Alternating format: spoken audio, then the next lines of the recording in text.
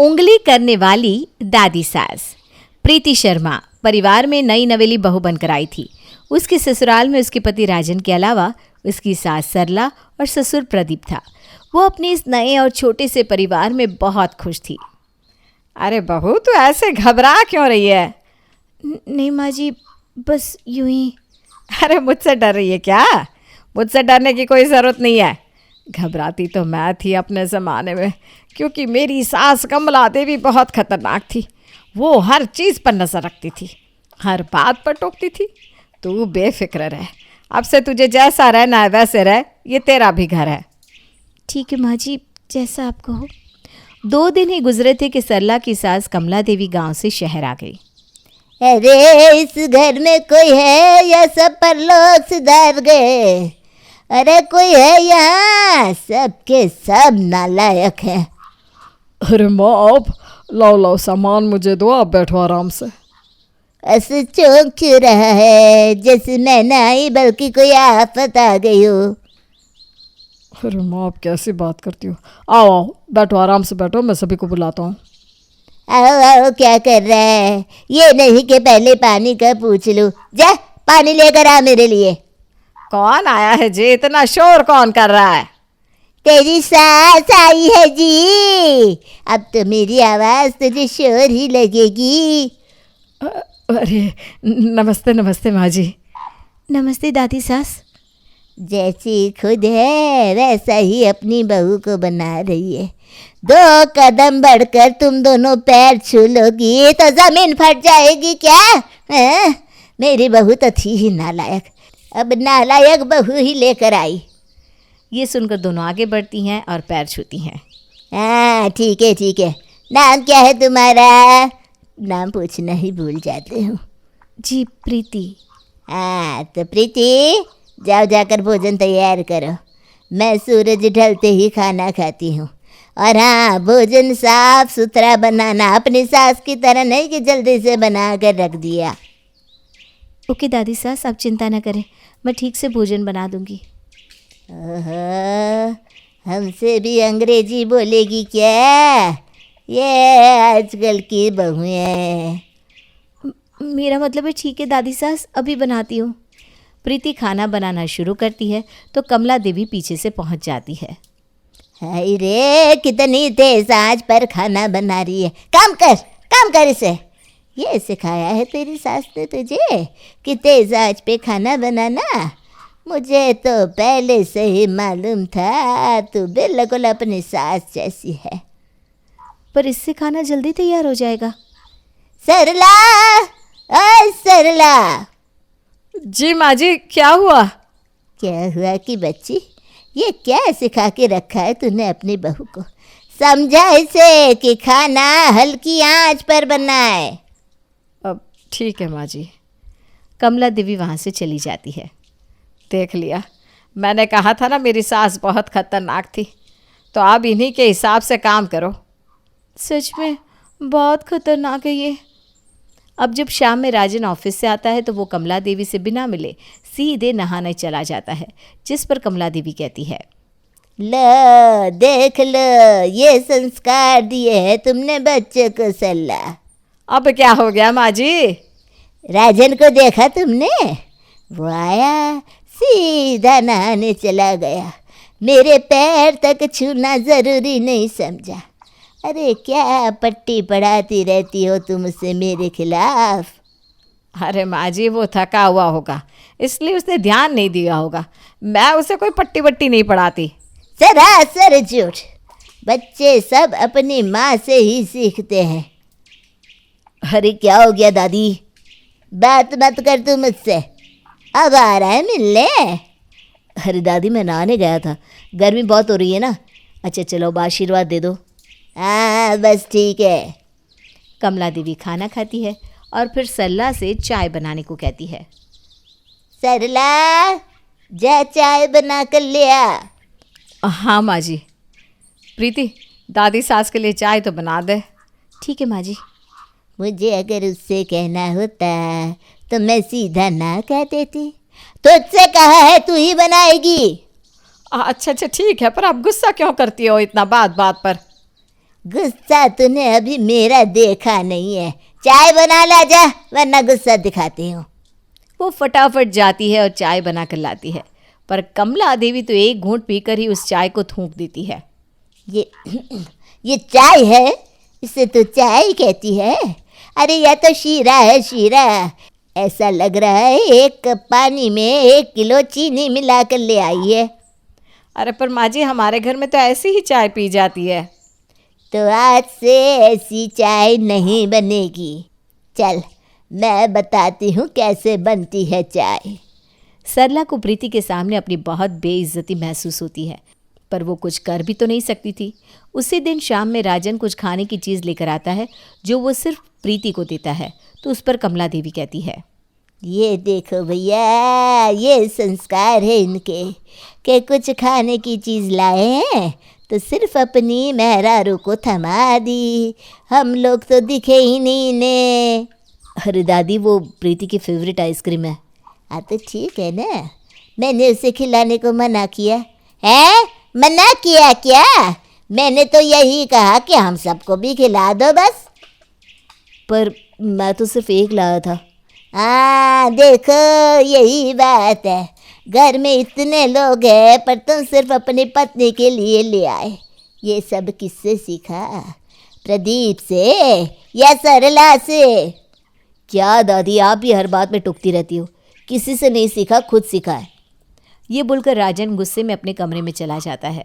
अब अगले दिन सुबह सुबह कमला देवी उठ जाती है और चिल्लाने लगती है, प्रदीप, राजन, सरला, प्रीति, कहाँ हो सब? अरे क्या हो गया माँ? दादी अब ठीक तो है ना? क्या हुआ? क्या हुआ? सरला, तूने तो अपने परिवार की मट्टी पलित करके रखी हुई है। सूर्यदेव आसमान में आ गए हैं और तुम सब सोए पड़े हो। ओहो माँ, आपने हमें इसलिए उठाया? क्या दादी, आप भी? चुप करो तुम दोनों। चलो जाओ बाहर टहल कर आओ, और तुम दोनों महारानियाँ सूर्य नमस्कार करो। उन सब का तो मूड खराब हो जाता है, पर मजबूरन उन्हें कमला देवी की बात माननी पड़ती है और उनका बताया हुआ करना भी पड़ता है। माँ जी, ये दादी सास कब जाएंगी? अरे धीरे बोल, अगर उन्होंने सुन लिया ना तो उनका तो पता नहीं, लेकिन हम लोग ज़रूर अपने मायके पहुंच जाएंगे। ओह सॉरी, पर हम लोग क्या करें? उन्होंने तो हमारा दिमाग खराब कर दिया है। अरे काश ये गिरा पड़े और आराम से बिस्तर पर लेट जाए। सरला का इतना कहना था कि तभी अचानक कमला देवी के चीखने की आवाज़ आती है। हे भगवान, मर गई। अरे क्या हो गया माँ जी? आप ठीक तो है ना दादी सास? अरे कल मुही हो यहाँ, वहाँ से क्या चिल्ला रही हो? जी आते हैं। जी आते हैं। वो दोनों भागती हुई कमला देवी के पास पहुंचती है तो पता चलता है कमला देवी सीढ़ियों पर से फिसलकर गिर गई है। हाय राम, ये कैसे हो गया? अरे तेरी ही बदुआ लगी होगी और क्या। अब क्या होगा? अरे बातें बनाना बंद करो और मुझे उठाओ। आपको अस्पताल ले जाना पड़ेगा माँ जी। रुकिए, राजन और उसके पापा को फ़ोन करके बुला लेती हूँ। सरला प्रदीप और राजन को बुलाती है और वो दोनों कमला देवी को अस्पताल ले जाते हैं। क्या बताया डॉक्टर साहब ने? अब माँ के कूल्हे की हड्डी टूटी है, ऑपरेशन होगा और अब कई महीनों तक वो चल भी नहीं पाएंगी। ओहो, बड़ा बुरा हुआ, पर अब कम से कम सुकून तो रहेगा घर में। सही कहा आपने, बहुत रोक टोक करती हैं ये आप लोग क्या कह रहे हैं? वो बड़ी हैं, उनके बारे में ऐसे ना बोलो। तुम लोगों का दिमाग तो ठीक है, कैसी बातें कर रहे हो? बहू को तो कम से कम इतनी समझ है कि वो बड़ी है, उनके बारे में ऐसी बात नहीं करनी चाहिए, और तुम दोनों कुछ भी बोले चले जा रहे हो। अरे पर आप भी तो देखो ना वो क्या करती है। तेज आंच पर खाना बनाती है बहू, तो उससे कह रही है ऐसा ना करो। अरे बड़े बुजुर्ग वजह नहीं बताते लेकिन राय सही देते हैं। ज़्यादा तेज़ आंच पर खाना पकाने से उसके न्यूट्रिएंट ख़त्म हो जाते हैं, इसलिए उन्होंने ऐसा कहा था। अरे तो पर पापा मुझे क्यों टोक रही थी? पहले आकर मुझसे मिला नहीं, सिर्फ बीवी के लिए ये चीज़ ले आया, क्यों? अरे बेटा, वो तेरी दादी है, तुझको व्यवहार सिखाना उनका अधिकार है। तू इतना पढ़ लिख गया लेकिन तुझे ये नहीं पता कि अगर किसी एक के लिए जब कोई चीज़ लाई जाए तो उसे अकेले में दी जानी चाहिए, सबके सामने नहीं। अच्छा चलो ठीक है, सब मान लिया मैंने, लेकिन उस दिन जो उन्होंने मेरी चाय बनाने पर बेइज्जती करी थी उसका क्या? हाँ मैं मानता हूँ, उनको इस तरह से नहीं बोलना चाहिए था, लेकिन ज़्यादा मीठी चाय पीने से डायबिटीज़ होती है, ये तो तुम्हें भी मालूम है ना। कितनी रिसर्च में साबित हुआ है कि चीनी जहर है। हाँ ये बात तो सच है। मुझे सुबह उठने की बिल्कुल आदत नहीं है, पर आज उन्होंने उठा दिया तो हमारी भलाई के लिए ही उठाया ना।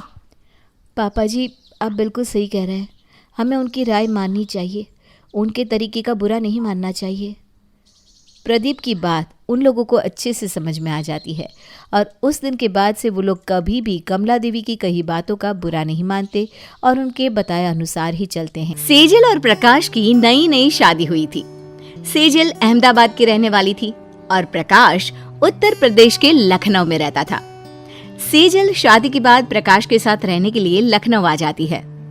सेजल के सास ससुर मिश्रा जी और उनकी पत्नी पूरी तरह से लखनऊ के रंग में रंगे हुए लोग थे और गुजरात के कल्चर से पूरी तरह अनजान। त्योहारों का वक्त शुरू हो चुका था। सेजल को अपने शहर के गरबे की याद आने लगी थी, लेकिन अभी नवरात्रि आने में थोड़ा समय बाकी था।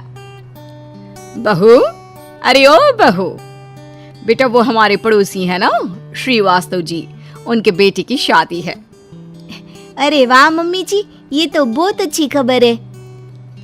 कल शाम को लेडीज संगीत का कार्यक्रम है, उनके घर पर तुम्हें भी मेरे साथ चलना है, तो अच्छे से तैयार होकर चलना, नई नई बहू हो ना तुम। मम्मी जी मैं समय पर तैयार हो जाऊंगी हो आपके साथ चलने के लिए।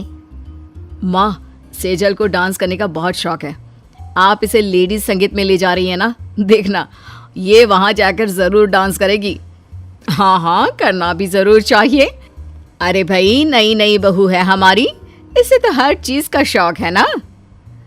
अगले दिन सेजल की सास सेजल को लेकर श्रीवास्तव जी के बेटे के लेडीज संगीत में पहुंचती है। वहां पर सब लोग डांस कर रहे थे। अरे आइए आइए मिसेस मिश्रा जी, कैसी हैं आप? अरे वाह, बहू रानी भी आई है, ये तो बहुत अच्छी बात है। नमस्ते, आपने बुलाया था इतने प्यार से तो आना ही था। वैसे मम्मी जी ने कहा था कि मुझे उनके साथ आना चाहिए। बहुत अच्छा किया सेजल बहू, और देखो तुम्हें डांस भी करना है, हम सब तो तुम्हारा डांस देखने का कब से इंतजार कर रहे हैं। हाँ हाँ बिल्कुल, हमारी सेजल बहू को तो इन सब चीजों का वैसे भी बहुत शौक है। जाओ सेजल तुम भी डांस करो। अरे बताओ तो कौन सा गाना चलाना है तुम्हारे लिए?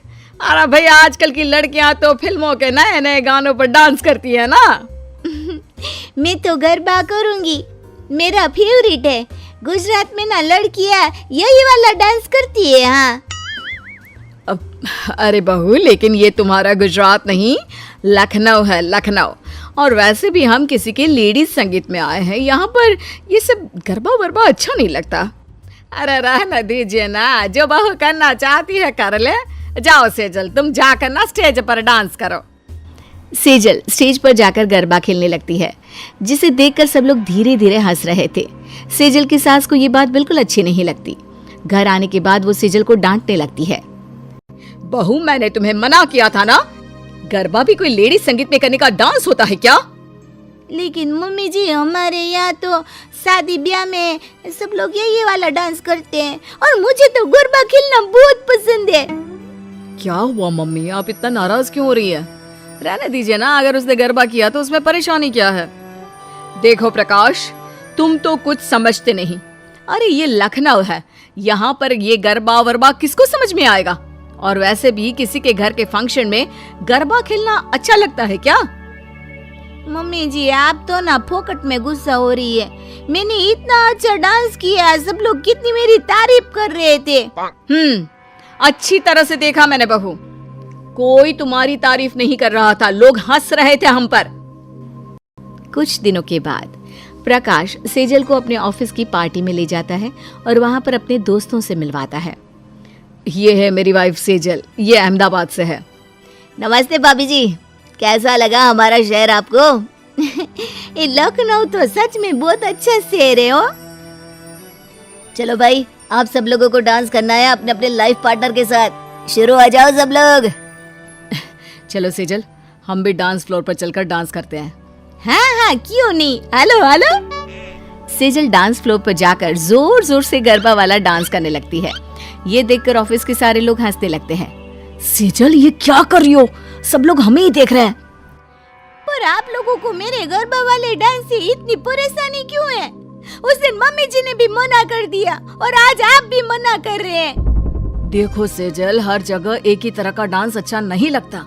ये ऑफिस की पार्टी है, ये कौन सा नवरात्रि चल रहा है। मम्मी ठीक ही कहती है, तुम्हें जरा भी अकल नहीं है, कहीं पर भी शुरू हो जाती हो। प्रकाश की बात सुनकर सेजल को बहुत दुख होता है और वो पार्टी से उदास होकर घर वापस आ जाती है। कुछ दिनों के बाद प्रकाश जब ऑफिस से लौट कर आता है तो उसके हाथ में एक छोटा सा पेपर था। अरे प्रकाश बेटा, ये रंगीन सा पेपर कौन सा है, जरा मुझे भी तो दिखाओ। मम्मी आपको पता है, लखनऊ में पहली बार डांडिया का प्रोग्राम होने वाला है। बहुत बड़ा कंपटीशन है और हमारी सेजल तो डांडिया क्वीन है, उसे तो गरबा करना बहुत अच्छी तरह से आता है। हाँ हाँ क्यों नहीं, वो तो जहाँ नहीं करना चाहिए वहां भी गरबा करना शुरू कर देती है। जब देखो तब अपने गुजरात को लेकर आ जाती है। अब तुम क्या चाहते हो? अरे माँ, इतना बड़ा कंपटीशन है, जानती है अगर सेजल इसमें जीत गई ना तो पूरे 1 लाख का इनाम मिलेगा। 1 लाख? बाप रे बाप। फिर तो तुम बहू को जरूर पार्टिसिपेट करने के लिए कहो। मुझे नहीं करना पार्टिसिपेट, हमेशा तो मेरे गरबा करने पर हंसते रहते हो, मुझे कुछ भी कह देते हो और अब मुझे कंपटीशन में पार्टिसिपेट करने के लिए कह रहे हो, पर क्यों? सेजल तुम तो कुछ नहीं समझती। अरे ये गरबा कंपटीशन है, यहाँ तुम्हें गरबा डांस करना चाहिए, जहाँ नहीं करना चाहिए वहाँ तो तुम आगे चल चल कर करती हो और अब मना कर रही हो। इसी बात है, ठीक है चलो मैं गरबा करूंगी और देखना मैं जीत कर दिखाऊंगी। हो कुछ दिनों के बाद गरबा कंपटीशन होता है और सेजल उसमें 1 लाख रुपए का इनाम जीत जाती है। अब प्रकाश के घर वाले बहुत खुश थे और सेजल की सास उसे कहती है, सही कहती हो बहू, तुम्हारा गरबा तुम्हारा अपना ही टैलेंट है, अब तुम जहाँ भी जाओ यही डांस करना और मैं भी शान से कहूंगी कि मेरी बहू गुजराती है।